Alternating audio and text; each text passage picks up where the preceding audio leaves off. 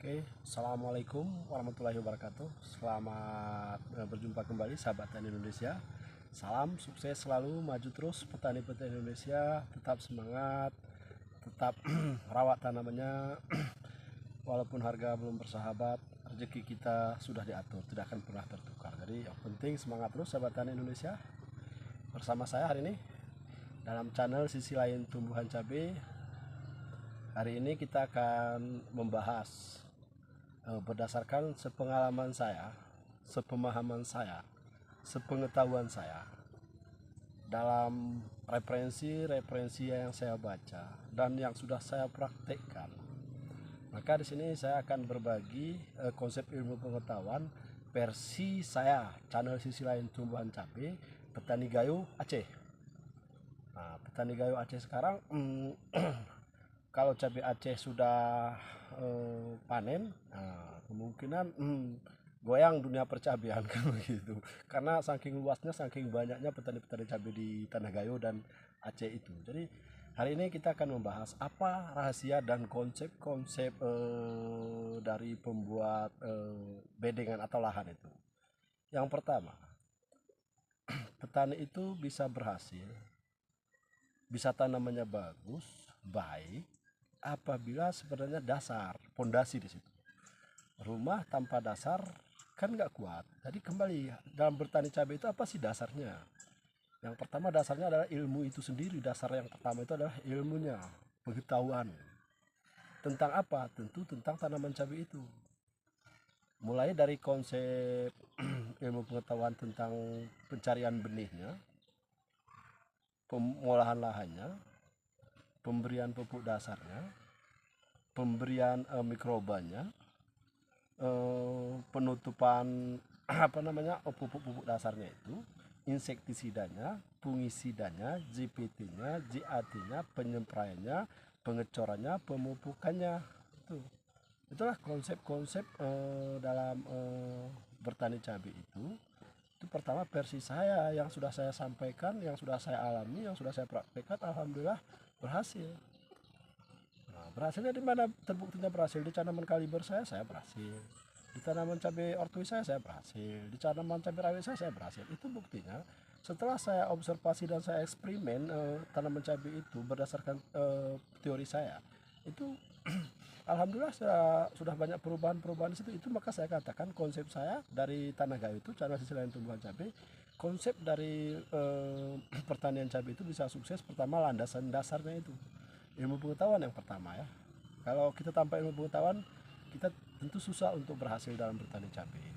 Karena pemupukan itu butuh ilmu, penyepraian butuh ilmu, aplikasinya kapan itu butuh ilmu, perbandingan unsur hara butuh ilmu juga. Jadi situ itu adalah masih banyak lagi landasan dasar-dasar seperti itu.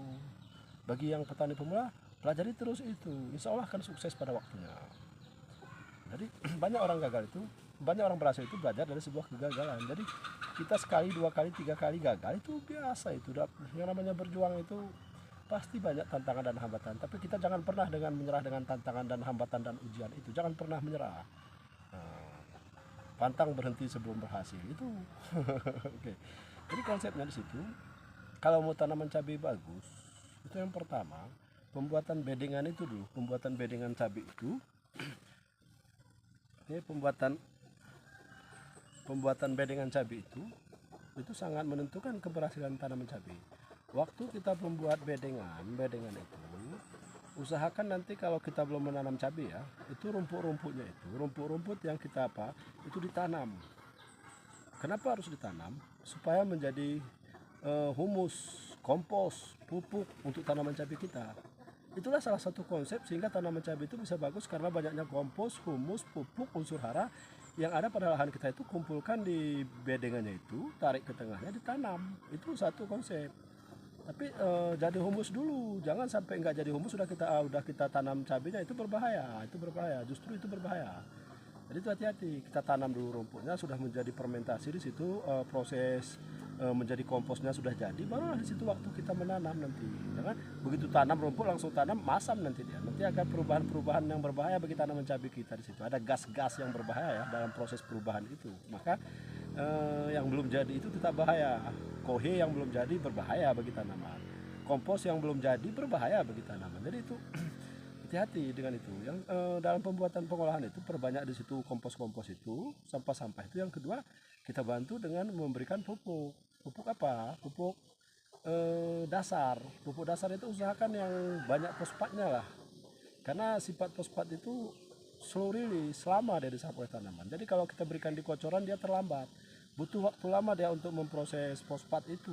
Jadi kadang-kadang petani memberikan fosfat itu di pertengahan, kadang-kadang sudah terlambat kan begitu. Jadi fosfat itu lebih banyak, bagusnya di awal itu lebih banyak ya. Jadi di pemberian pupuk dasar nanti kandungannya apa setelah fosfat ada di situ urea, ada ZA, lalu ada di situ Poska kan gitu, NPK-nya di situ. Jadi usahakan nanti pupuk dasarnya di ZA itu ada sulfur, di SP36 ada sulfur juga. Jadi itu konsepnya. Nanti kalau setelah kita buat bedengan, kita gariskan di barisan cabai itu, kita tabur. Kita nggak ulah taburkan secara itu memboroskan biaya kita. Kita cukup buat barisnya, kita cangkul untuk barisnya itu, kita tanam pupuk dasarnya itu, kita tanam. Jangan sampai nggak ditanam. Nanti kalau nggak ditanam nggak jadi dia. Nanti gasnya itu keluar banyak nanti. Ada yang tinggal ada, cuma nanti seperti yang mengandung ion-ion itu banyak yang melebur ke udara karena perubahan kimia itu kan seperti itu.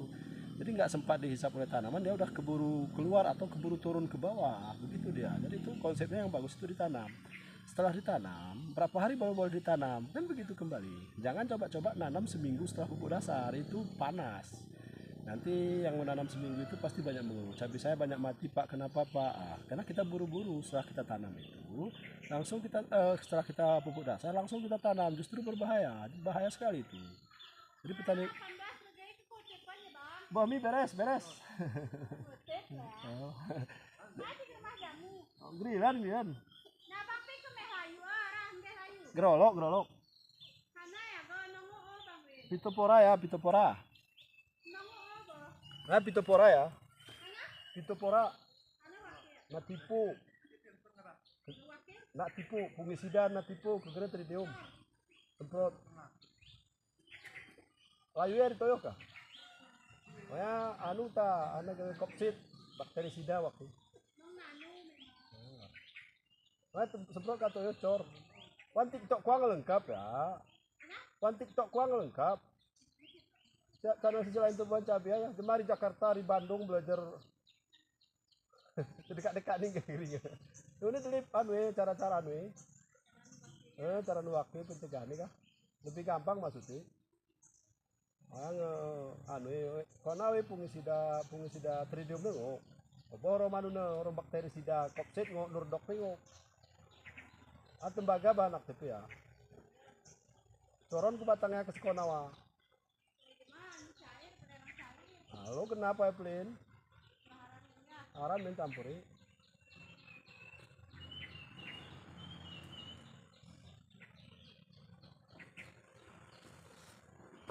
Jadi itu maaf tadi ada saudara saya datang. Jadi menanyakan tentang cabai saya kenapa banyak layu. Itu pertanyaannya. Jadi kan kita berikan aja menggunakan bahasa Gayo tadi kan gitu. Jadi itu untuk pengolahan lahan seperti itu, sahabat tani. Kita harus hati-hati. Nah, kita perbanyak timbun kompos-kompos, berian pupuk dasar di barisannya itu, lalu tanam. Setelah tanam itu berapa? Berikan lagi, jangan lupa mikroba di situ. Mikroba juga harus diberikan. Nanti kalau nggak diberikan, tanah kita miskin dengan mikroba. Nanti kalau kekurangan mikroba itu apa nanti efeknya? Tanaman kita nanti diserang oleh jamur-jamur patogen seperti layu fusarium, layu pitopora itu. Jadi dengan adanya patogen, kita kan sudah pernah belajar waktu SMA di SMP tentang simbiosis mutualisme. Hubungkan satu dengan lain, makhluk yang lain saling menguntungkan. Ada satu diuntungkan, satu dirugikan. Ada sama-sama merugikan, kan begitu. Simbiosis paratisme, kan begitu.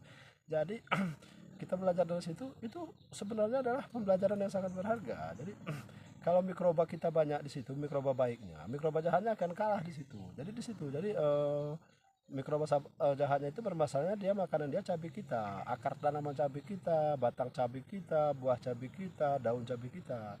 Mikroba yang baik itu enggak, dia makannya adalah sampah-sampah yang sudah itu diuraikan menjadi pupuk, itu mikroba baik. Jadi lebih banyak mana antara mikroba jahatnya dengan baiknya? Lebih banyak yang baiknya loh di tanah, lebih banyak yang baiknya. Maka Jangan kita membunuhnya dengan memberikan bahan aktif yang berbahaya ke tanah itu. Jadi fungisida, bakterisida itu, hidrogen peroksida itu berbahaya bagi tanah kita. Jadi kalau itu kita berikan sudah jalan terakhir lah. Kalau sudah terpaksa kita tangani dengan itu, kita tangani dengan itu. Kalau bisa kita cegah janganlah, karena itu akan merusak lingkungan ekosistem tanah kita yang dulunya subur akan berubah nanti jadi tidak subur lagi. Jadi itu. Jadi setelah pupuk dasar ditanam, kapan lagi boleh ditanam Pak setelah itu? Banyak banyak orang bertanya, Pak buatkan tutorial itu. Oke, hari ini kita buatkan itu. Jadi setelah kita tanam pupuk dasarnya, kita kasih mikroba di situ, kita siram, barulah kita biarkan mikroba dan pupuk dasar itu kena air hujan. Kita biarkan dulu kena air hujan, karena pupuk dasar yang nggak kena hujan nggak bagus. Udah kena air hujan bagus dia. Nah, jangan langsung begitu taruh pupuk langsung tutup, jangan. Usahakan, kecuali tanahnya lembab tidak apa-apa. Kalau tanahnya memang sudah basah nggak apa-apa. Cuman kalau tanahnya kering jangan coba-coba, itu berbahaya ya. Jadi tutup, setelah kita tutup, udah kena hujan kita tutup. Biarkan itu minimal paling kurang maunya paling bagusnya berapa sih? 1 bulan. Paling bagusnya 1 bulan. Cuman kadang-kadang kita buru-buru, bibitnya udah keburu besar. Kan begitu. Jadi berapa paling cepatnya Pak? Seminggu paling cepat itu pun masih kategori masih sangat rawan ya, sangat rawan itu masih sifatnya ke apa namanya di situ, pupuk unsur kimianya di situ belum jadi, kadang-kadang di situ kadang-kadang berbahaya bagi tanaman, sehingga bibit-bibit itu nanti waktu pindah tanam mati di situ, batangnya kering. Itu karena efek dari salah satunya adalah pupuknya itu kan menguap dia waktu musim panas itu. Penguapan itu lewat melalui lubang itu sehingga panas, sehingga batangnya itu mati, batangnya kering, daunnya kering itu. Nah, uapnya pupuk itu dari dalam dan uapan mulsa itu cukup panas ya. Jadi sementara cabai kita yang masih kecil itu kan masih sensitif, kategorinya masih belum, daya tahannya masih lemah kan begitu. Jadi kalau sudah daya tahannya lemah, kita harus bisa mengantisipasi itu. Antisipasi itu ada orang yang dengan menutupinya dengan daun pisang, dengan batang pisang, dengan menutupinya dengan seputaran itu dengan tanah kan begitu. Ada yang membuat lubang tengah, itu tujuannya adalah antisipasi supaya tanaman waktu pindah tanam itu tidak mengalami gangguan itu, tidak mengalami mati di batang. Jadi itu sahabat tani. Jadi konsep itulah yang harus kita terapkan dalam proses pembedengan cabai. Jadi itu yang saya sampaikan, semoga bermanfaat sahabat tani Indonesia.